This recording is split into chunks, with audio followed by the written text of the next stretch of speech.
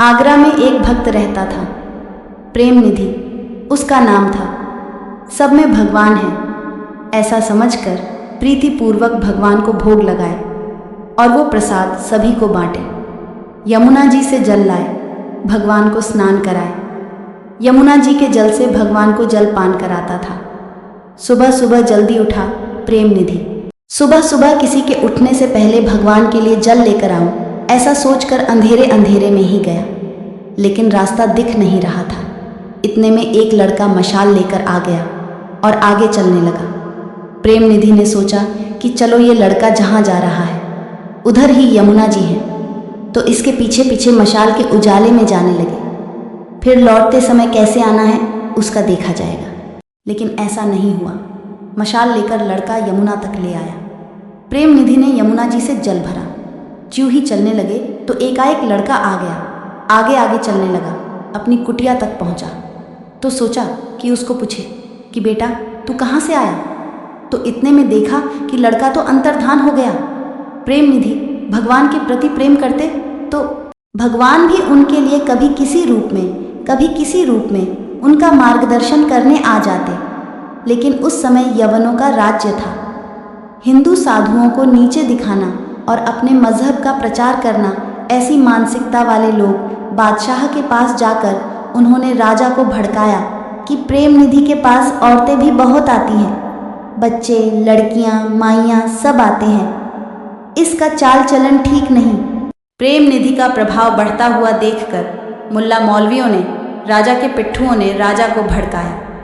राजा ने उनकी बातों में आकर आदेश दिया कि प्रेम निधि को हाजिर करो। उस समय प्रेम निधि भगवान को जल पिलाने के भाव से कुछ पात्र भर रहे थे। सिपाहियों ने कहा, चलो बादशाह सलामत बुला रहे, चलो जल्दी करो। तो वे भगवान को जल पिलाए बिना ही निकल गए। अब उनके मन में खटक रहा था कि भगवान को भोग तो लगाया, लेकिन जल तो नहीं पिलाया। राजा के पास तो ले आए। राजा ने पूछा, तुम क्यों सभी को आने देते हो। प्रेम निधि बोले, सभी के रूप में मेरा परमात्मा है। किसी भी रूप में माए हो, भाई हो, बच्चे हो, जो भी सत्संग में आता है तो उनका पाप नाश हो जाता है, बुद्धि शुद्ध होती है, मन पवित्र होता है, सबका भला होता है। इसलिए मैं सबको आने देता हूँ सत्संग में। मैं कोई सन्यासी नहीं हूँ कि स्त्रियों को नहीं आने दूँ। मेरा तो गृहस्थी जीवन है। भले ही मैं गृहस्थ होकर विकारों में नहीं हूँ, फिर भी गृहस्थ परंपरा में ही तो मैं जी रहा हूँ।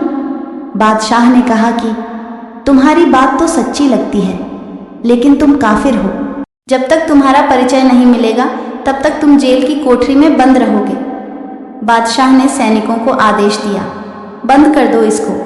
कथा आगे कहती है कि प्रेम निधि तो जेल में बंद हो गए, लेकिन ठाकुर जी को जलपान कराना रह गया। रात हुई। राजा को मोहम्मद पैगंबर साहब सपने में दिखाई दिए।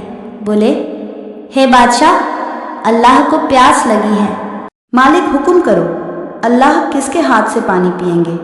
राजा ने पूछा। बोले, जिसके हाथ से पानी पिए उसको तो तुमने जेल में बंद कर रखा है। बादशाह सलामत की धड़कनें बढ़ गई। देखता है कि अल्लाह ताला और मोहम्मद साहब बड़े नाराज दिखाई दे रहे। राजा ने सोचा, मैंने जिसको जेल में बंद किया वो तो प्रेम निधि है। उन्होंने जल्दी जल्दी प्रेम निधि को रिहा किया। प्रेम निधि जल्दी ही ठाकुर जी को जलपान कराने हेतु स्नान करते हैं और भगवान को जलपान कराते हैं। राजा जैसे ही प्रेम निधि को देखता है तो उसे दिखता है कि अल्लाह, मोहम्मद साहब और प्रेम निधि के गुरु एक ही जगह पर विराजमान है। यह देखते ही बादशाह हिंदुओं के प्रति जो नफरत की नजरियां रखता था वह बदल जाती है और वह प्रेम निधि महाराज का भक्त हो जाता है।